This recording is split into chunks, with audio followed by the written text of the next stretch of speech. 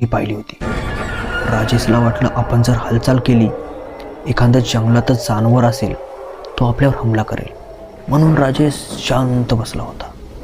आणि तेवढ्यातच त्याच्या उजव्या पायावर गरम असं काहीतरी लागल्याच्या नंतर राजेश हळूवार आपले टोंगळे मोडत खाली बसला आणि आपल्या पायाला झांबू लागला. तेवढ्यात पुन्हा एकदा वीज कडकली आणि त्या उजेडात त्याला दिसलं की पाय पूर्णपणे रक्ताने भिजलेला होता. राजेश घाबरला आणि पळतच सुटला आणि त्या वाहत्या पाण्यामध्ये आपला पाय धुतला.